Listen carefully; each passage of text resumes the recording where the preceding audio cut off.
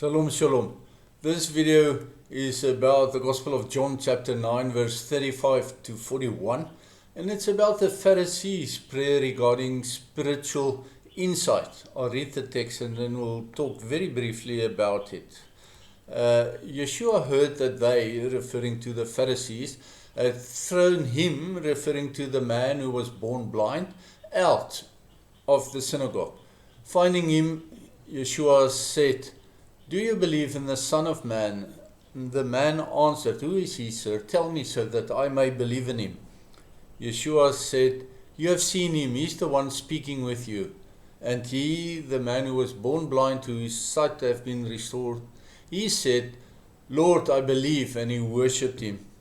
Yeshua said, "For judgment I came into this world, so that those who don't see may see, and those who do see may become blind."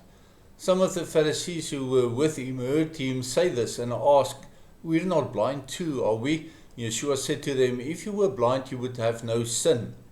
But now you say, 'We see,' so your sin remains." Something in Yeshua's words to the man who was born blind stirred discomfort in the Pharisees. Hence their prayer was, "We're not blind too, are we?" They sought his confirmation that they were on the right path, and Yeshua answered them in the negative. Such an answer must be evaluated, and after some hard introspection, it can either be accepted or rejected. When Yeshua's answer, "If you were blind, you would have no sin, but now you say, 'We see,' so your sin remains," if that touches your heart, it's a calling to repent and to make teshuvah, to return to God's ways. In Yeshua's answer, the Greek word that's translated as sin in the ground text is hamartian or hamartia, which also means offense. But in the Torah, 3 different Hebrew words are used to describe 3 different modes of sin or different types of sin. And these are chata, which means to miss the mark, like an archer shooting at a target and missing. And by implication, it is unintended sin that you commit in ignorance. The second type is Avon, meaning twisted or crooked or even evil. And the third type of sin, Pesha, means a willful transgression committed in rebellion against God. Yeshua's answer to the Pharisees was, whilst anyone is blind in their sins, the sins that they commit were chata, unintentionally missing the mark. But once their eyes are open to see, then they know better, and they should know better, and then those same sins become willful transgressions. It becomes Pesha.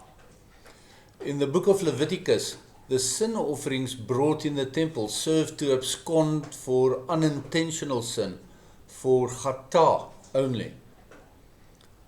There neither was nor is any prescribed offering in Leviticus by which willful sin or Pesha and or evil sin, Avon, is absolved. The sin cleaves to the sinner. It doesn't come off because it represents a choice made to sin in whatever particular way and or yielding to your evil inclination it was conducted. Such willful and or evil sin eventually defines the person. It also defiles him, defiles and defines. It becomes their character in the end. For example, King David's sin with Bathsheba was Pesha, willful sin, because it was the fruit of David's will. He knew it was wrong, and it was also Avon as far as he gave in to his desire for her and even murdered her husband in the wake of defiling Bathsheba.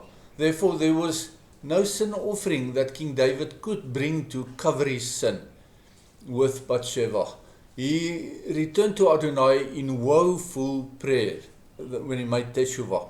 But the wages of the sin had to be paid, and it was borne by the child who was conceived in King David's Pesha sin. Yeshua said that once your eyes are opened, then you know, or at least that you should know better.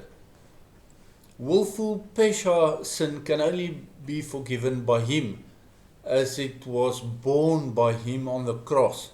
If you do not turn to Him, then you will bear your Pesha willful sin, which is a rebellion against Him, and you will bear it eternally. Then your Pesha sin becomes you, and it twists you into Avon. And I hope that gives you some food for thought on these few verses.